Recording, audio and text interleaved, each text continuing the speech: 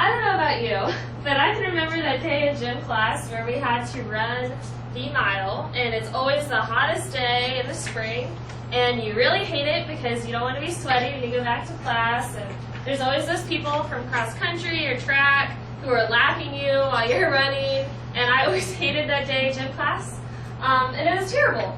But what if on that day where we had to run 4 laps for the mile, what if we had to run 8 laps in the same amount of time? How would that make us feel? Pretty terrible, right?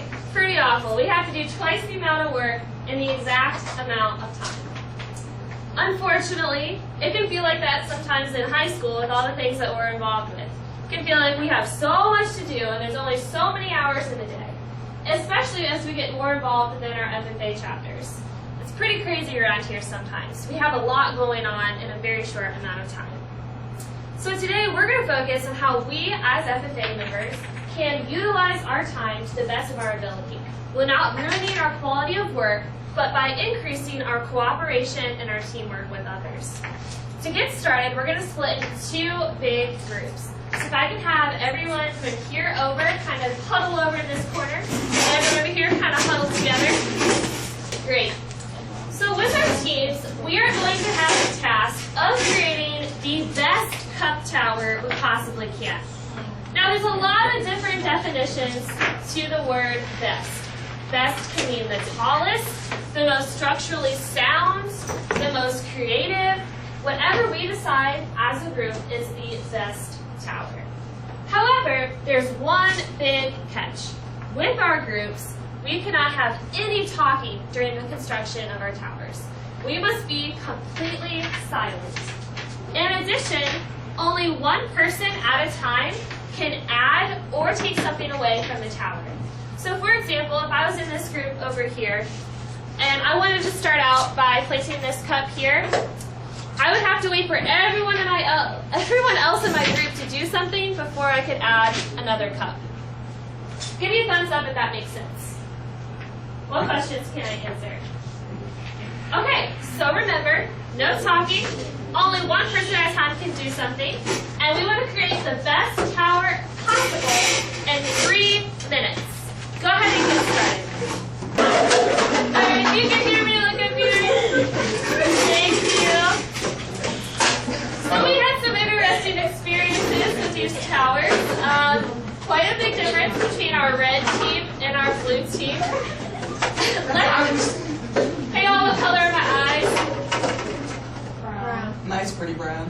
Thank you. Thank you for turning your attention up here. So let's get started by talking about our strategy. Which group would like to go first? How about this group goes first? Let's share our strategy. What did we do as a group to be successful? Yeah. We went kind of all around, kind of made it easier to order. Okay, so you stayed in order as you went around. That helps. What other things did you do? We also had like an idea of what we were gonna do, even though like we didn't communicate. Just by like the start of our structure, we kind of knew like, okay, this is a group, this is what we wanted to do. Okay, so even though we might not have talked about it beforehand, you had a good idea of what your end goal was going to be. Awesome. What about this group? How did our strategy go?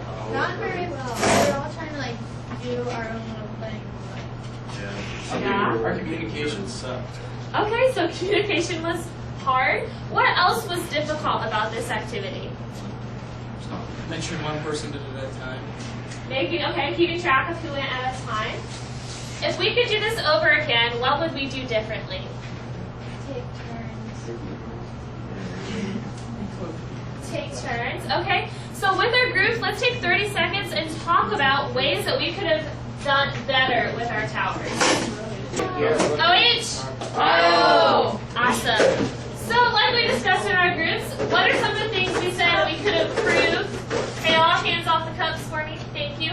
What are some things we said we could improve next time? What can we improve? Yes. Different structure.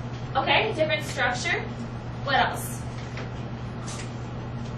How about the way we approach the towers? What could we improve for next time in our approach? As a group. How could we have worked more effectively? Yeah. Basically, not like hurting fish, basically. Okay, So taking our time, maybe being a little more strategic. Okay, that makes sense. What character traits did we have to use as a group to be successful? We heard it over here earlier that we didn't have very much of this. What was it? Communication. So why might communication be important as FFA members? Here in the Crestview FFA chapter, why is communication important? Yes. If you can't communicate well, you're never going to get anything done, or if you get it done, it's not going to be done right. Okay, yeah.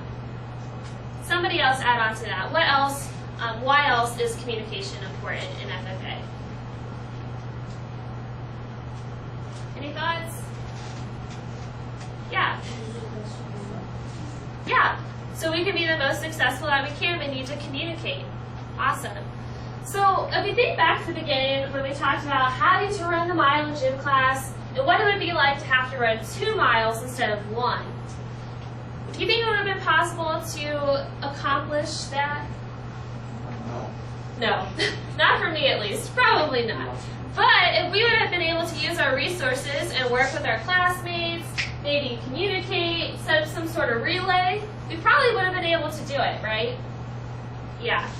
So if we're able to communicate within our FFA chapters, we have a lot greater chance of being successful, and we're better able to manage our time.